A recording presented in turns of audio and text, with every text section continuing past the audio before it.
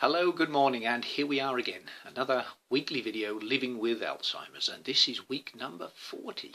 Wow, that's a bit of a milestone for somebody like me, considering that I only thought that I'd do a handful of videos, 3, 5 maybe, and here we are 40 weeks later, and yeah, still going strong. This week, I want to talk a little bit about the benefits of technology and how technology can help somebody like myself with memory problems. Now, I mean, technology is a wonderful thing for people like us. Hence doing the videos. This is something that I suppose I've mastered over a little period of time. And sometimes it can be a little bit difficult, but there are other times where it just flows and breezes through. And I suppose, as we know, that Alzheimer's changes the way we think. It changes many aspects of our lives. But one of the problems is, for me, is my memory issue. To give you a little example, is that every morning I have a shave, as do many men. And I often have a shave, have some breakfast, and then I think after breakfast, time for a shave. But it's not until that I feel here that I realise that I have shaved. This process might go on quite a few times every morning because I've actually forgotten that I've shaved. And unless, of course, I've got a visual memory of it. And I mean, sitting in front of this camera now, I can see that I've had a shave. Now, this is something that I thought about a little bit, and like many other people, and people who even haven't got a condition like mine, you can put things down and forget where you've put them. So a great example of this is that my wife had a birthday only a few days ago, I think it was now, and I bought her a present, and I wanted to hide this present, and I knew very well as soon as I put it in a drawer or a cupboard, I knew that I would walk away, and within a matter of 30 seconds, a minute, I would forget where I'd put it. So what I tend to do is I take a photograph of where I have put something with my mobile phone. It's very simple, and I'm sure that it's something that most people can do. If I put something in a drawer, something that I want to hide away, then for a birthday or whatever, or even just normal run-of-the-mill stuff that I put away, I'll open the drawer and I'll take a photograph. Now, my wife's birthday came round, and she said, "Haven't you gotten me something?" And the answer was yes, but did I know where I put it? No. So anyway, but I knew that I got it in my phone, or that I would probably have likely have put it in my phone.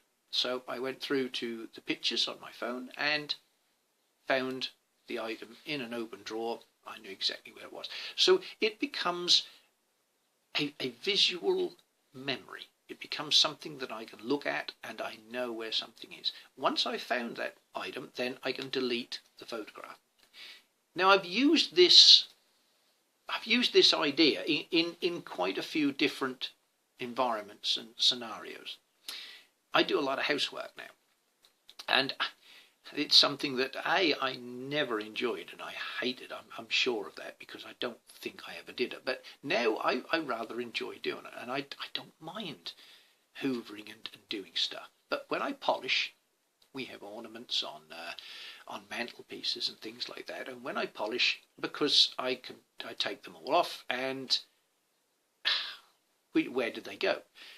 But if I take a photograph, click, of where they go, then basically all I've got to do is just look at the photograph when I've done it, and I've put them back exactly how they were. Now, I know it doesn't really matter, I'm sure, whether they go back in the wrong place, and I know that nobody's really going to worry, but it's a personal victory, if that makes sense. So technology is a good thing. Don't be scared of technology. Now, I was never one for technology before my diagnosis, but I've tried to learn, I've tried to move forward with technology, and I've tried to get it to help me, because anything that makes my life easier and will prolong my level of independence, then that's got to be a good thing. And I know that people sometimes shun technology and say, oh, I don't want nothing to do with that. It is pretty simple. It's pretty doable. One of the other things that I use on a regular basis is because my dementia has taken away the ability for me to write and sometimes to think what I want to put down on paper. So when sending emails and text messages, I just use a voice app. Now, I do still do a little bit of writing when I do texts because I want to keep my hand in. But there are days where I can't, so I can just speak it, comes up on the screen, send. Now, that's got to be a good thing. That's got to be a good thing because struggling to do things can make you feel very despondent. It can make you feel very unworthy, and it can also make you feel as though, you know what, you really want to give up and you can't be bothered. So use technology to help you. And I've now got an app on my phone, so when I go cycling, I don't get lost quite as often as I used to, even though it doesn't always work because the signal's not always there. But you know what? I always go cycling. I always get back, and it's good. So there we go. So I hope today's video, the little hint, the little lesson with the phone, and to help you use that as a visual memory, might just be an idea for some people, and it might help some people's lives just to, you know, go a little smoother. Well, as always, have a great weekend. The clocks have changed, the lighter nights, so get out there and do stuff. And let's hope the weather changes a little bit better. Have a great week, and I'll see you all here again next week. Thank you so much for listening again. Bye-bye.